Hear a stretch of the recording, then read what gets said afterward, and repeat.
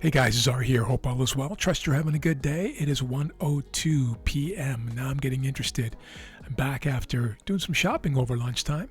This is a 2-minute chart on the right-hand side, 30-minute on the bottom left, of course. And seeing this breakdown now, here's what I'm going to do, guys. Right here. And guys, right now, I'm going to go short, even inside of this candle. You see that right there? If it breaks below that piece right there, I am in. Not yet. Stop above. Wait for it.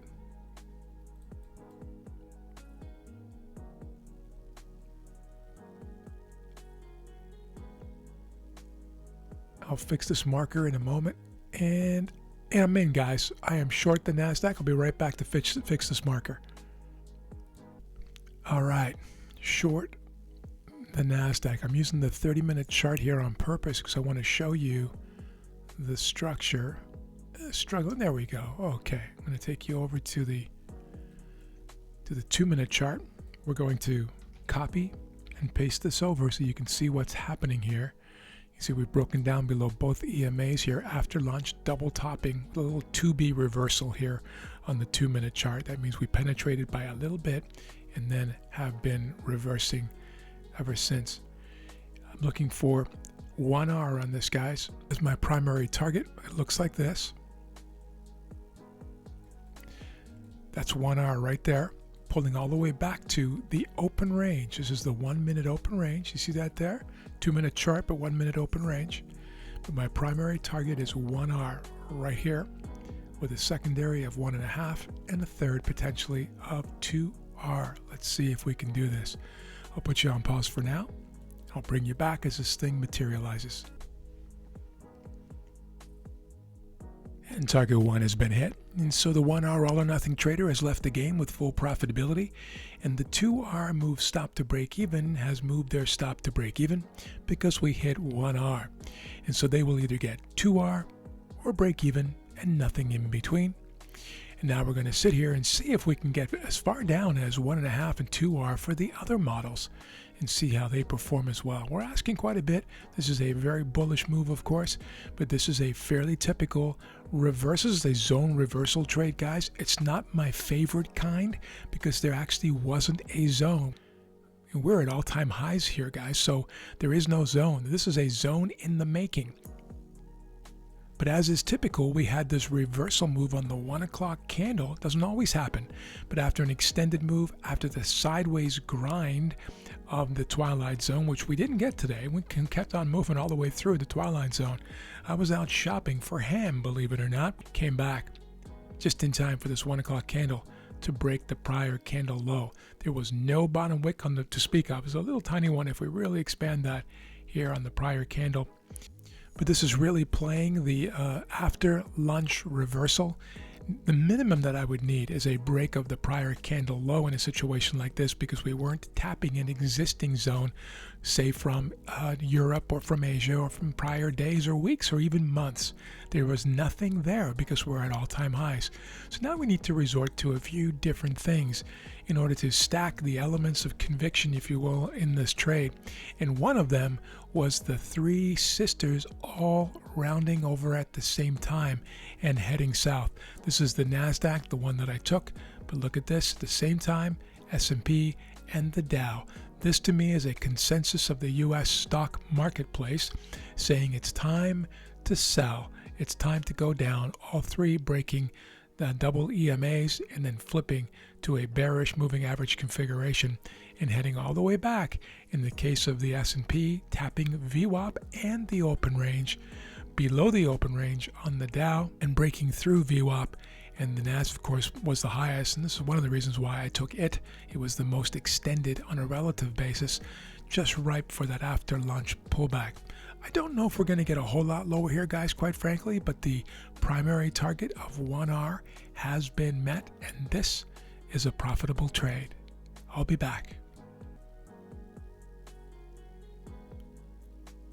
And target 2 has been hit for a second time actually.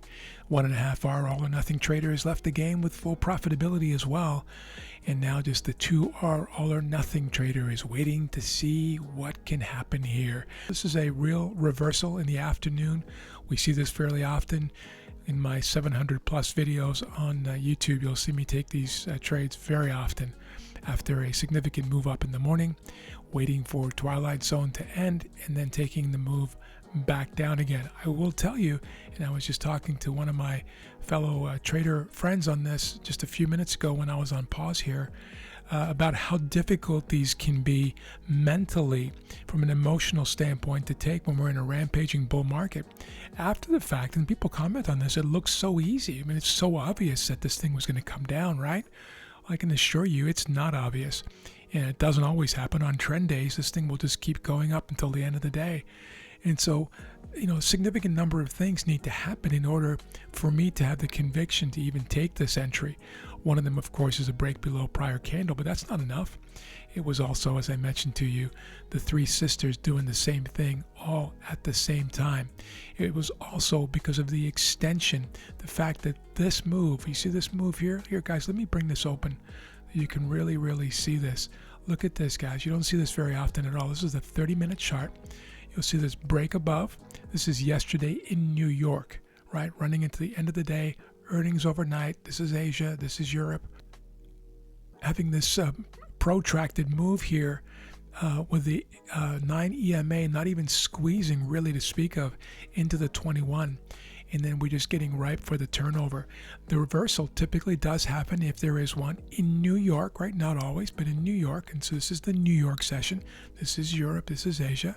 You'll see here, move down in the morning, right? Reversal in the afternoon or close to it. There's the shift in the afternoon. You see the day before, that was a very messy day. I remember that. That was on Monday.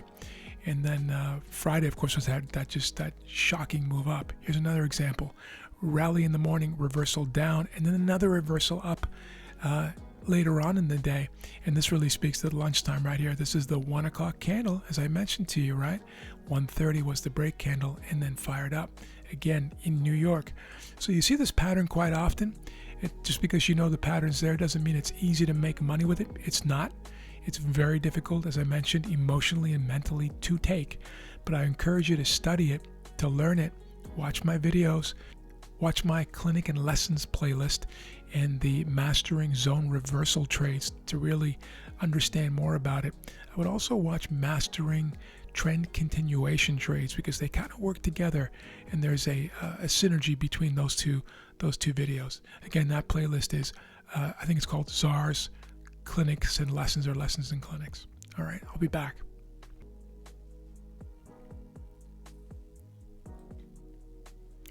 And target 3 has finally been hit. This is a 2-minute chart on the right-hand side, guys. And so the 2R all-or-nothing trader has also left the game with full profitability.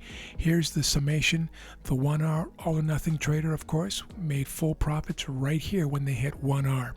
The 1.5R all-or-nothing made full profits when they hit here. The 2R all-or-nothing when hit here. And just to explain this, guys, because I get quite a few questions on it, the 2R move stop to break even at 1R was break even. Why? Because when we got to 1R, they moved stop to break even, and then prices came back and stopped them out at break even, right? So that's a more conservative way of going about this. That model will often not participate in the, well, will never participate in the full move down if prices move back to the break-even point, right?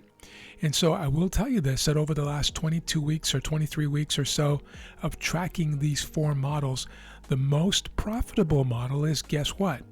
It is 2R all or nothing.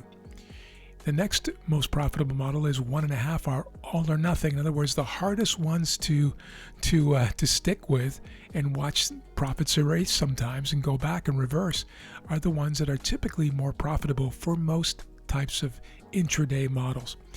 And this one is probably the easier one to do. The easiest one, of course, is 1R all or nothing. Boom. You just stay in it, get 1R, and you leave. It's profitable. It's significantly profitable, as a matter of fact, but it is the least profitable out of the 4 models. And so I just wanted to give you that little lesson there very, very quickly, because I do get questions on this. But this is why I track the 4 models, to allow you, the viewer, to see these trades over time and then decide what kind of model works for you. So you might say, well, if the most profitable is 2R all or nothing, I'll just keep doing that. Well, some traders, as a matter of fact, many traders simply can't do it. They can't consistently execute on that and often give back profits, significant profits, in order to get the greater returns over a longer period of time. And so the model that works best is the one you can actually do consistently. Thanks for being here, guys. Have an amazing night. We'll talk to you soon.